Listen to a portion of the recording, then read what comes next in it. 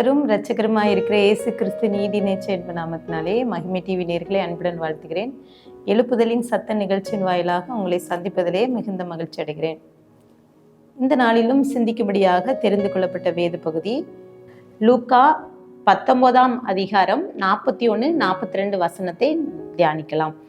அவர் சமீபமாய் வந்தபோது நகரத்தை பார்த்து அதற்காக கண்ணீர் விட்டு அழுது, உனக்கு கிடைத்த இந்த நாளிலாகிலும் உன் சமாதானத்துக்கு ஏற்றவைகளை நீ அறிந்திருந்தாயானால் நலமாயிருக்கும், இப்பொழுதோ அவைகள் உன் கண்களுக்கு மறைவாய் இருக்கிறது என்று சொல்லி அங்கே குறிப்பிடப்பட்டிருக்கிறது. ஆண்டவராகிய இயேசு கிறிஸ்து அவர் சமாதானத்துக்காக அவர் ஏங்கி எருசலேம் நகரத்தை பார்த்து கண்ணீர் விட்டு அழுத இந்த வசனம். இந்த பகுதியிலே நகரத்திலே காணப்படும் அக்கிரமம், ஜனங்களுக்கு இடையே இருக்கிற போட்டி பொறாமைகள், அங்கே ஆண்டவரை விட்டு விலகி செல்ற காரியம், இதெல்லாம் பார்க்கிறார்.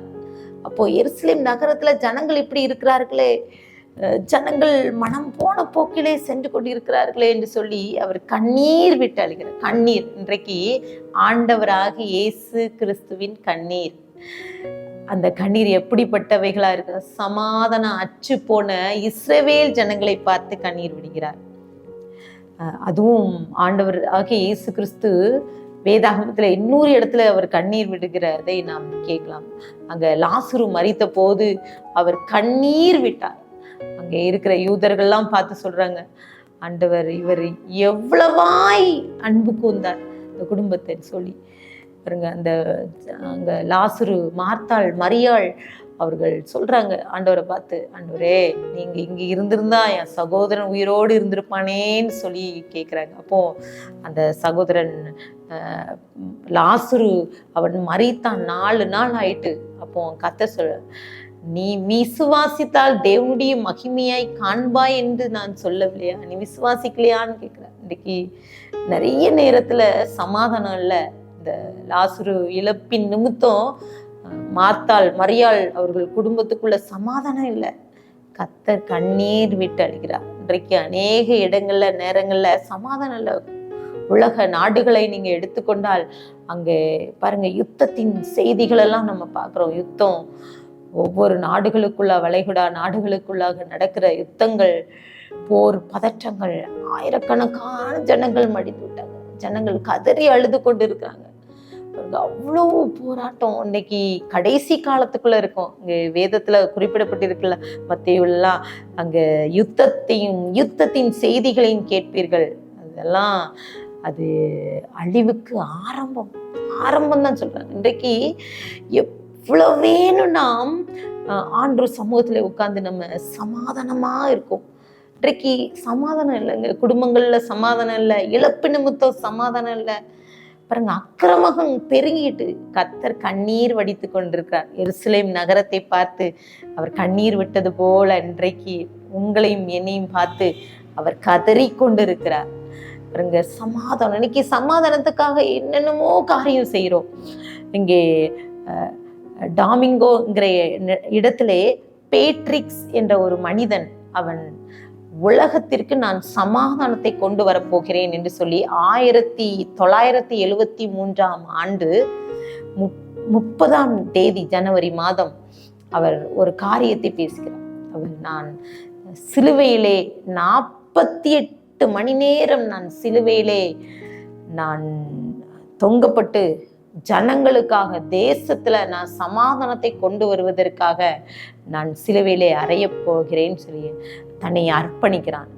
சோசியல் மீடியால இருக்கிற எல்லாரும் வந்து பார்க்கிறார்கள் அவர் என்ன செய்கிறார் என்று சொல்லி, எல்லாம் அவரை பார்த்து கொண்டிருக்கார். இப்போது அவர் 48 மணி நேரம் சொன்ன அந்த மனிதன் குறிப்பா 20 மணி நேரம் மாத்திரம் அவர் சிலுவையில் அறையப்பட்டார்.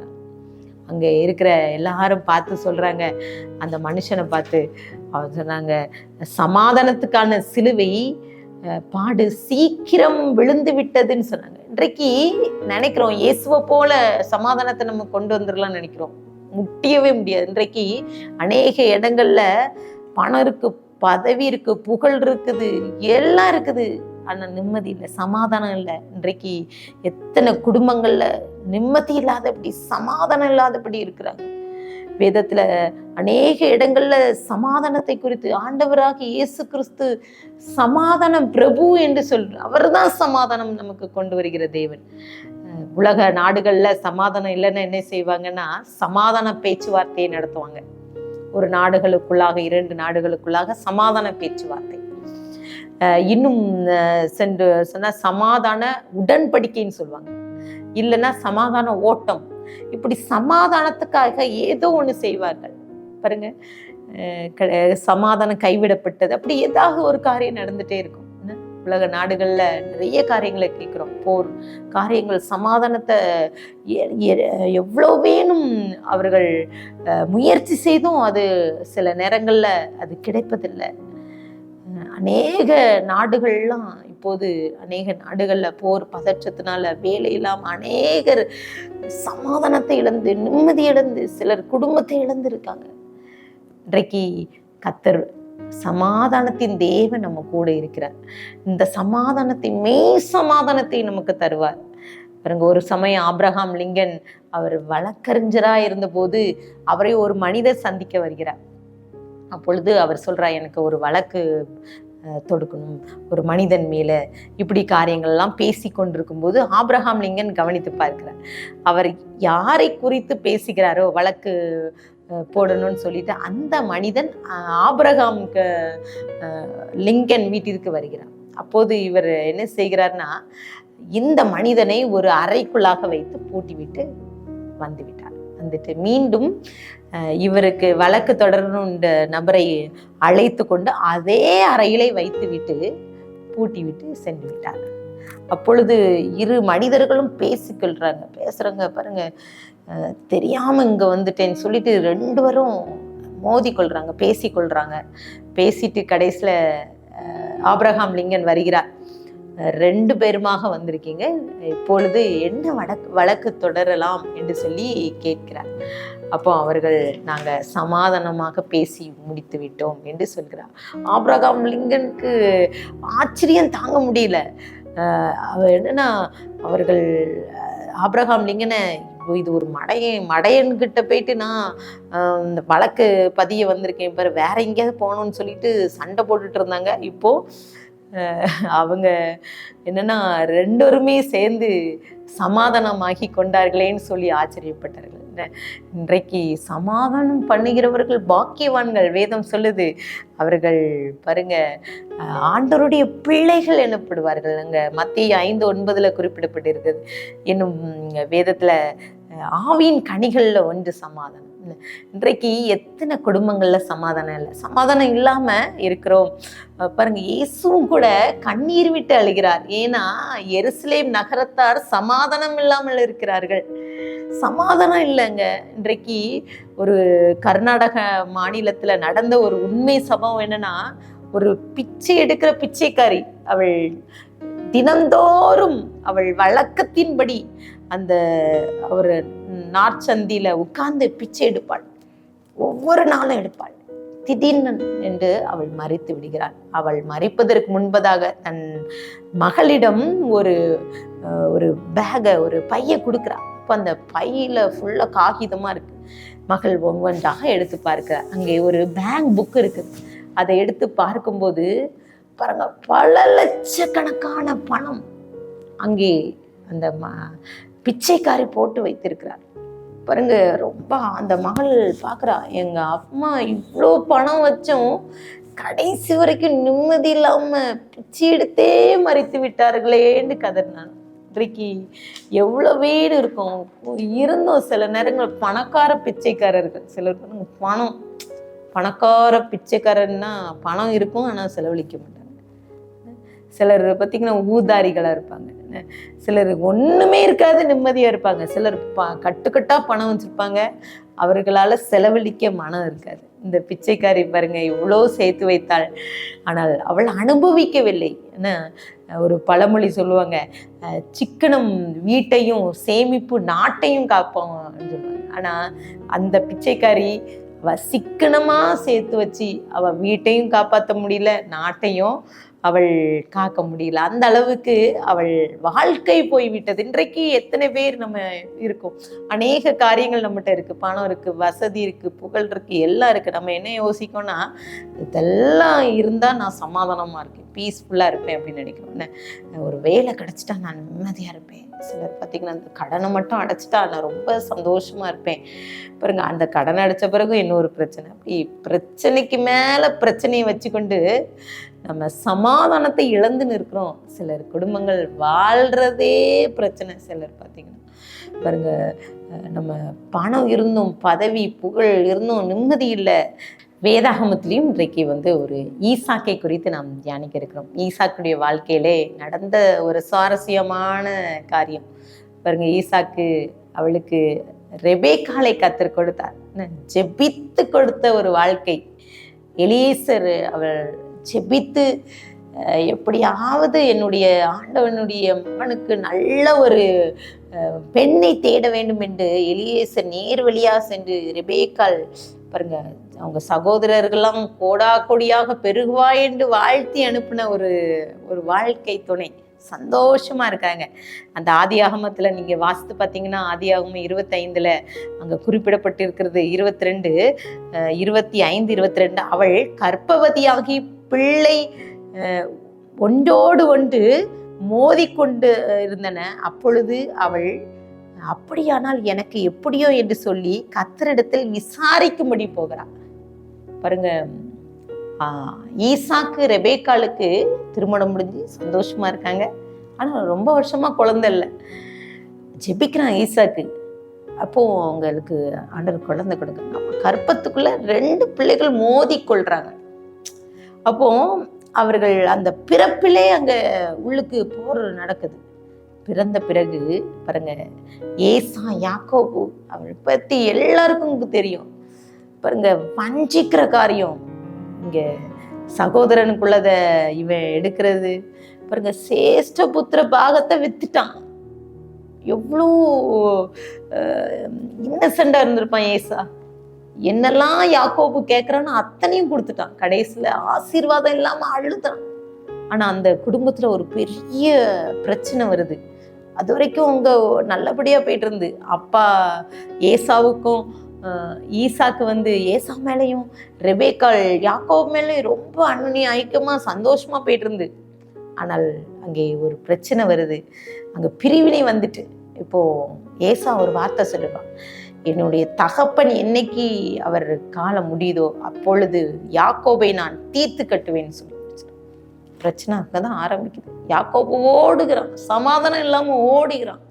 ஓடி ஓடி வாழ்க்கை முழுவதும் சமாதானம் இல்லை. அங்க போய் அங்க ராகேலை பார்க்கிறான். ஆனால் அவனுக்கு அவனுக்கு ஆசைப்பட்ட வாழ்க்கை கிடைக்கல. அவன் லேயாளை, அவனுக்கு சந்தர்ப்ப சூழ்நிலை லேயாளை மணந்து கொள்கிறான். அங்க அன்புள்ள குடும்பத்துல பாருங்க, இங்கே ராகேல் மேல அளவுக்கு அதிகமாக அன்பு வைத்த ராகேலுக்காக 7 வருஷம் இருக்கான். கிட்டத்தட்ட 14 வருஷம் வேஸ்ட் ஆயிட்டு. இங்கே அவனுக்குள்ள உள்ளம் பதபதத்து கொண்டே இருக்கிறது. ஏசா ஏசா ஏசா, அவன் தகப்பன் மரித்தவன் நம்மை கொண்டு விடுவான். அங்கே இருக்கிறான், அடிமையா இருக்கிறான். வாழ்க்கை போராட்டம் பாருங்க. ஒரு மனைவியை வைத்தே அங்க இந்த உலகத்துல வாழ முடியல. இங்கே யாக்கோப்புக்கு சொல்ல வேண்டும் 2 மனைவிகள். பாருங்க, ஒரே நித்தமும் போராட்டம்.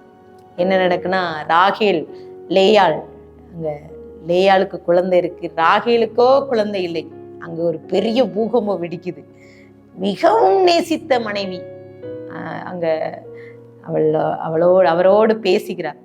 ஆதியாகமம் 30:1 அங்க குறிப்பிடப்பட்டிருக்கிறது, ராகேல் தன் யாக்கோபுக்கு பிள்ளை பெறாததை கண்டு தன் சகோதரியின் மேல் பொறாமை கொண்டு யாக்கோபை நோக்கி, எனக்கு பிள்ளை கொடும், இல்லாவிட்டால் நான் சாகிறேன் என்று சாக துணிச்சிட்டான்.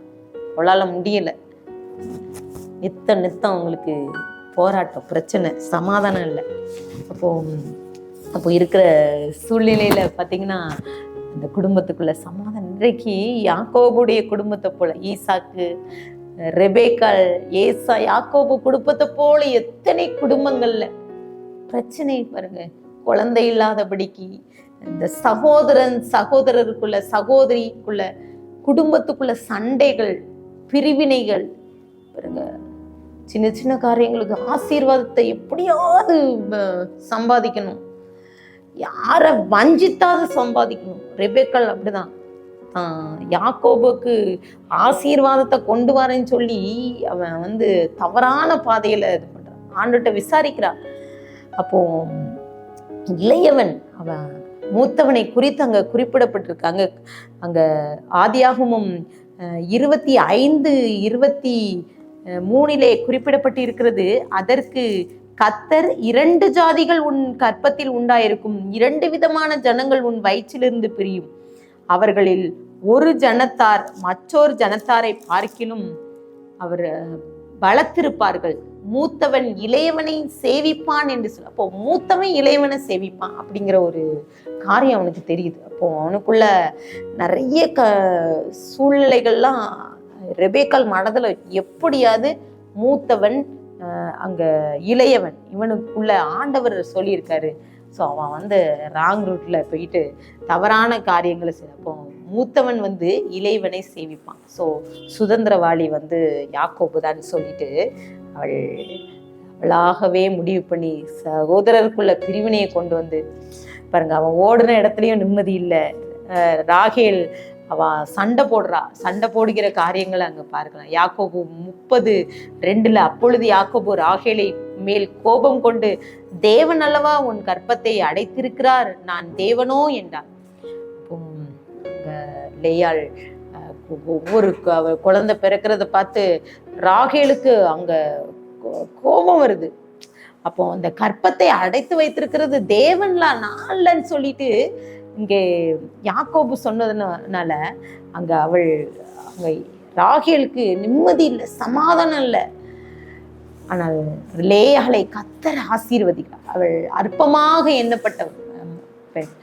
அவள் கர்த்தர் கண்டு அவள் கற்பத்தை அவர் கற்பந்தரிக்கும்படி செய்கிறார். அப்போ ராகேலுக்கும் அவ மலடியா இருக்கிறாங்க.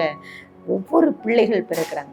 ஒவ்வொரு பிள்ளைகள் பிறக்கும்போது ரொம்ப ஒவ்வொரு காரியங்களை சொல்லி அவ சந்தோஷப்படுறா. ஆண்டவரை பார்த்து, ஆண்டவர் எனக்கு என்னெல்லாம் சந்தோஷம், எனக்கு லேயாள் ஒவ்வொரு குழந்தைய பார்த்துட்டு, ரூபன் பிறந்தவுடனே என் புருஷன் என்னை நேசிப்பார் என்று சொல்றான். சிமியோன் பிறந்தவுடனே நான் அற்பமாக எண்ணப்பட்டதை கர்த்தர் கேட்டர்லி அவனை எனக்கு தந்தர்லினார் என்று சொல்றான். லேவி அவர் இப்பொழுது என்னோடே சேர்ந்திருப்பார் என்று சொல்றார். யூதா இப்பொழுது கர்த்தரை துதிப்பேன் என்று சொல்றான். பிறகு இசக்கார் பலனை தேவன் எனக்கு தந்தார் என்று சொல்லி ஒவ்வொரு பிள்ளையை குறித்து சந்தோஷப்படுறான். ஆனால் ராகேலுக்கு குழந்தை இல்லை, இங்க நிம்மதி இல்லை. அவள் நித்தம் இங்க லேயாள்கிட்ட போராடிட்டே இருக்கா, சமாதானம் இல்லை.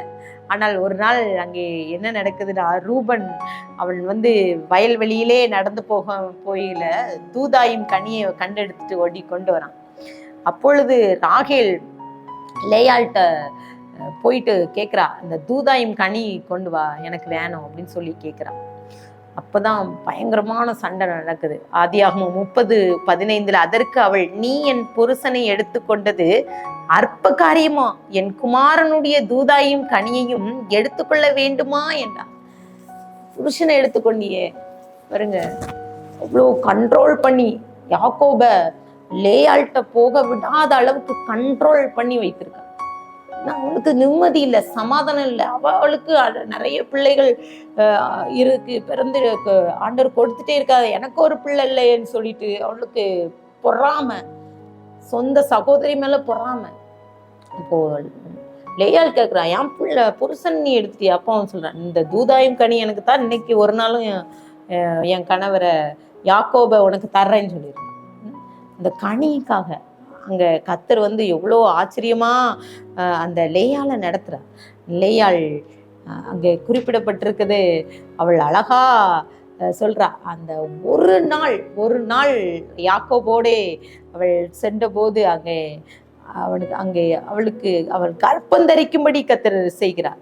அப்போ சாயங்கால வேளையில யாக்கோபு வருகிறான். அப்போ ரொம்ப சந்தோஷமா அவளை வரவேற்றி அவள் ரொம்ப சந்தோஷமா இருக்கா. ஆனால் பார்த்தீங்கன்னா இந்த லேயாள் அவளுடைய வாழ்க்கையை பறித்து கொண்ட ராகேல் அவள் நிம்மதியே இல்லை. அவளுக்கு அவள் போராடி கொண்டிருக்கா. அவளுக்கு சமாதானம் இல்லாதனால அவள் என்ன செய்யறான்னா சாகணும்னு சொன்னான். கடைசியில் கர்த்தர் அவளை ஆசீர்வதித்தார்.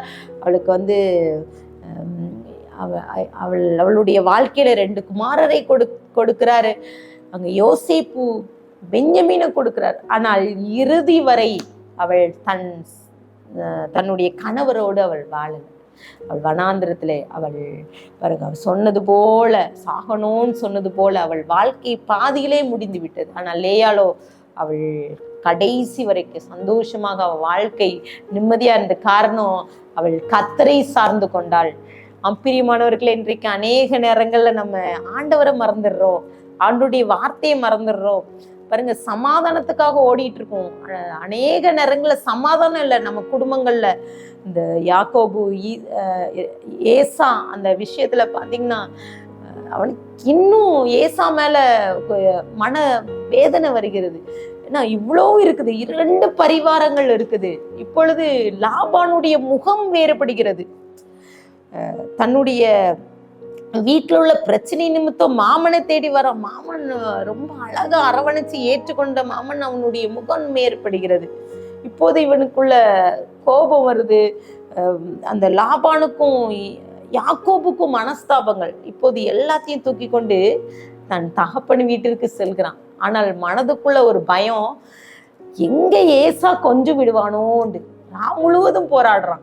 அப்போ தேவதூதன் என்னை விட்டுருன்னு சொல்றான். ஆனா பாருங்க இன்னும் நீங்க என்னை ஆசீர்வதிக்காமல் நான் உன்னை விட்டேன்னு சொல்றான். ஆசீர்வதிங்க பாருங்க. இன்னைக்கு நல்லா யோசித்து பாருங்க, யாக்கோபுக்கு என்ன இல்லை ஆசீர்வாதம் பாருங்க. அவனுக்கு 2 மனைவி, பிள்ளைகள், ஆடு மாடு, இப்படி 2 பரிவாரங்கள், அப்படி சேனையோடு அவன் வாரான். இத்தனைக்கு அநேக அவனுக்கு நிறைய வேலைக்காரர்கள் இருக்காங்க, இன்னும் நிறைய காரியங்கள் இருக்கு. இவ்வளவு இருந்தேனே ஆசீர்வதிக்காம போக விடேன்னு சொல்றாங்க பாருங்க. இன்னைக்கு இதே போலதான் சில நேரங்கள்ல நம்ம அநேக காரியங்கள் இருந்தோம், ஆசீர்வாதம் இல்லாதபடி இருக்கும் பாருங்க. இந்த ஆசீர்வாதம், அந்த யாக்கோபு அவன் கேட்ட ஆசீர்வாதம் என்ன தெரியுமா? சமாதானம், பீஸ்ஃபுல்லா என் சகோதரனோட நான் அன்பா இருக்கணும். ஏசாவை நான் சந்திக்கும் போது அவனுக்கும் எனக்கும் உள்ள இந்த பகை மாறணும். அதுதான் அவனுடைய ஆசீர்வாதமா இருந்தது. இன்றைக்கு எத்தனை பேர் அப்படி யோசிக்கிறோம்? இன்னைக்கு எவ்வளவு பொருள், எவ்வளவு பதவி, பொருள் எல்லாம் இருந்தோம், இன்றைக்கு யாக்கோபை போலதான் போராடிட்டு இருக்கோம். நிம்மதி இல்லாதபடிக்கு குடும்ப சண்டைகள், பிரச்சனைகள் இதெல்லாம் கேட்டு கேட்டு கேட்டு அந்த போராடி கொண்டிருக்கோம். என்னை ஆசீர்வதிங்க ஆண்டவரே, எனக்கு இந்த சமாதானத்தை தாங்க, இந்த பிரச்சனையில இருந்து எனக்கு ஒரு விடுதலை கொடுங்க ஆண்டவரேன்னு சொல்லிட்டு கேட்டுக்கொண்டே இருக்கிறோம். ஆனால் இன்றைக்கு அப்படிப்பட்ட காரியங்கள் இருக்கா? நமக்கு கிடைக்குதா? கொலோசியர் 3:15 குறிப்பிடப்பட்டிருக்கு, கிறிஸ்துவின் சமாதானம் உங்கள் இருதயங்களில் ஆளக்கடவது, நீங்கள் ஒரே சரீரமாய் சமாதானத்திற்கு அழைக்கப்பட்டீர்கள், நன்றி அறிதல் உள்ளவர்களாயிருங்கள்னு சொல்லு. அப்போ ஒரே சரீரமா இருக்கும்.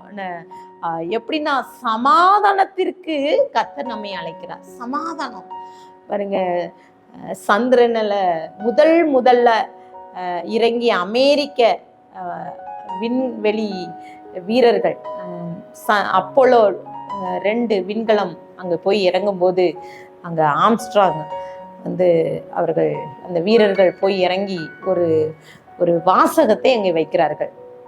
அங்கே என்ன, மனித குலத்தின் சமாதானத்துக்காக வருகிறோம் என்று சொல்லி அங்கே எழுதப்பட்டிருக்கு பாருங்க. இன்றைக்கு பாருங்க, இங்கேயே சமாதானம் இல்லை, ஆனால் அவர்கள் விண்வெளியில போய் மனித குலத்தின் சமாதானத்துக்காக வருகிறோம் சமாதானத்தை வைத்து விட்டார்.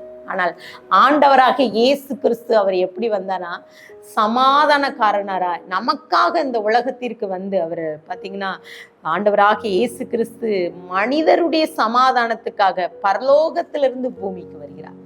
மெய் சமாதானத்தை நமக்கு வைத்திருக்கிறார். சமாதானத்தை நமக்கு தருகிறவரா இருக்கிறார். ஆண்டவர்கிட்ட ஒப்பு கொடுத்து ஜெபிக்கலாம். ஒருவேளை சில காரியங்கள்ல நாம சமாதானம் இல்லாம இருக்கலாம், துக்கத்தோடு இருக்கலாம், இழப்பன் நிமித்தம் சமாதானம் இல்லாம இருக்கலாம், வீட்டுல சண்டைகள், கடன் பிரச்சனை, வேலை இல்லை, ஏதோ ஒரு சூழ்நிலையில நம்ம வீட்டுல சமாதானம் இல்லை. ஆண்டவரும் கூட கண்ணீர் வடிக்கிறார். எருசலேம் நகரத்தை பார்த்து கண்ணீர் வடிக்கிறார். இன்றைக்கு ஆண்டவர்கிட்ட ஒப்பு கொடுத்து ஜெபிக்கலாம். ஆண்டவரே, எனக்கு மெய் சமாதானத்தை கொடுங்க ஏசப்பா. இப்படிப்பட்ட சமாதானம் எனக்கு வேணும். சமாதானம் பண்ணுகிறவர்கள் பாக்கியவான்கள். ஒருவேளை நாங்கள் பிரிஞ்சிருக்கோம், ஒருவேளை கணவன் மனைவி பிரிஞ்சிருக்கலாம், குடும்பங்கள்ல சகோதர சகோதரிகள் பிரிந்திருக்கலாம், குடும்பங்கள்ல இப்படி சமாதானம் இல்லாதபடி நம்ம இருக்கலாம். ஒருவேளை கோர்ட்ல கூட கேஸ் போட்டுட்டு கூட நீங்க இந்த வார்த்தையை கூட கேட்டுக்கொண்டிருக்கலாம். கத்தட்ட ஆண்டவர்கிட்ட கேளுங்க. ஆண்டவர் மெய் சமாதானத்தை தருவ. கண்களை மூடி ஜெபிக்கலாம். அன்பின் பரலோக தகப்பனே, எங்களோடு பேசியிருக்கீங்க இன்றைக்கு கூட ஏசப்பா. அநேக நேரங்கள்ல சமாதானம் இல்லாதபடி இருக்கிறோம் ஏசப்பா. நீங்க எருசலேம் நகரத்துக்காக கண்ணீர் விட்டு அழுத தேவன் ஏசப்பா. அன்றைக்கு கூட நீங்க கண்ணீர் விட்டு அழுகிறீங்க. உலக நாடுகள்ல இருக்கிற பிரச்சனைகள், அநேக காரியங்கள், நிறைய பேர் வெளிநாடுகள்ல இருக்காங்க ஏசப்பா. பிள்ளைகளெல்லாம் விட்டு தனியா இருக்காங்க, சமாதானம் இல்லாதபடி இருக்காங்க, குடும்பங்கள்ல சண்டை பிரிவினையோடு இருக்கிறாங்க சப்பா. ஒவ்வொருவரையும் நீங்க தொடுங்க. மெய் சமாதானத்தை நீங்க கட்டளையிடுங்க சப்பா. உலகம் தரக்கூடாத சமாதானம், இந்த சமாதானத்தை நீங்க எங்களுக்கு கொடுங்க சப்பா. ஒவ்வொருவருக்கும் இந்த வார்த்தையை கேட்டுக்கொண்டு இருக்கிற ஒவ்வொருவருக்கும் நீங்க கொடுங்க. உங்களுடைய சமூகத்திலே நாங்க தாழ்த்தி விரும்பி இருக்கிற துதிகான மகிமை மக்கள் ஏறடிக்கிறோம். மீட்பர் மூலம் கேட்கிற பிதாவே, ஆமென்.